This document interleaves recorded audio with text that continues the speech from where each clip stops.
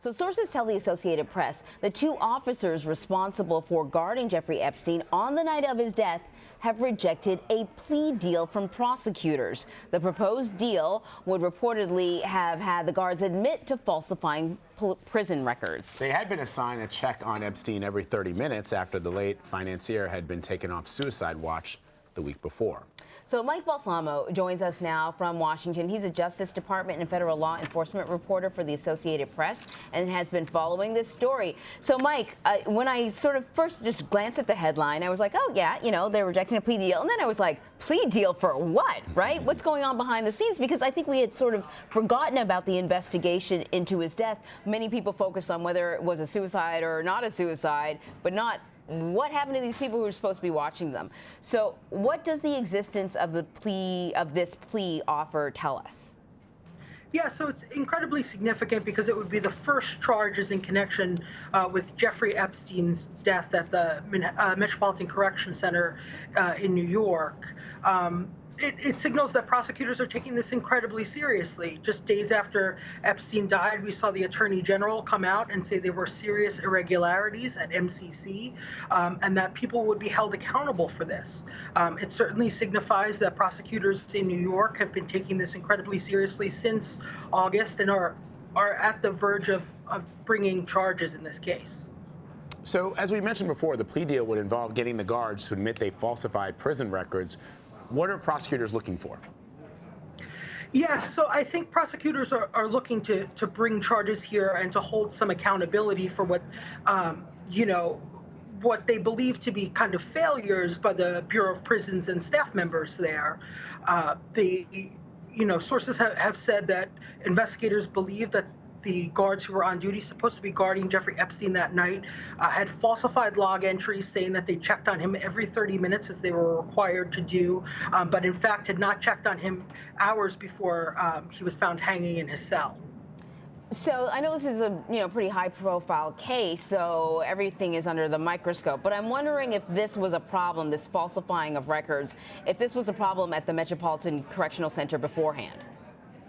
Yeah, it certainly seems that way. Our reporting suggests that, and it seems to be continuing.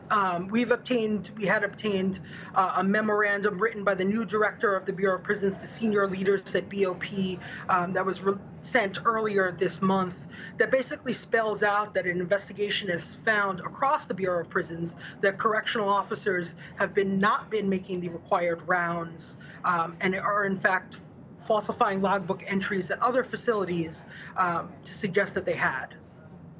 So the Metropolitan Correctional Center is known as one of the most secure jails in America. Are any investigations being done to determine how Epstein was able to kill himself while he was supposedly closely monitored to prevent similar, incidents from happening in the future that are similar to this? Mm-hmm.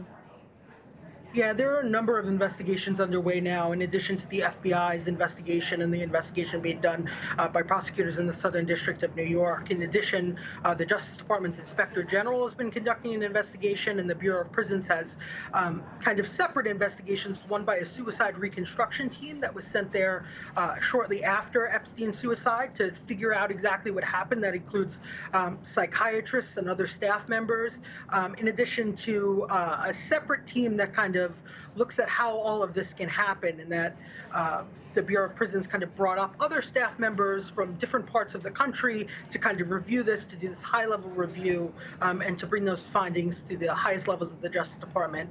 It's still not totally clear to us whether or not the results of those investigations will be made public. So you reported that two of the guards had been working overtime. And correct me if I'm wrong, but I think I remember when the story broke, there was also a guard that wasn't exactly sort of a full-time guard as part of a program that allowed people who actually weren't guards to work as guards or something. And one of the things that we learned is that there's a shortage problem when it comes to guards in these institutions. Yeah, there absolutely is. And that's right. Both guards who were working that night were working overtime. One of them was working, that guard who is not, in fact, a full-time correctional officer, was working the fourth or fifth day of voluntary overtime, and the other officer was mandated, so they were working a second 8-hour shift at that point.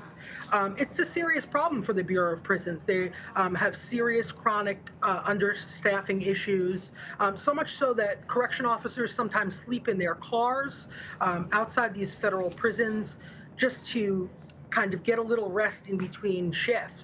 But the Bureau of Prisons has had a problem with hiring in the last few years.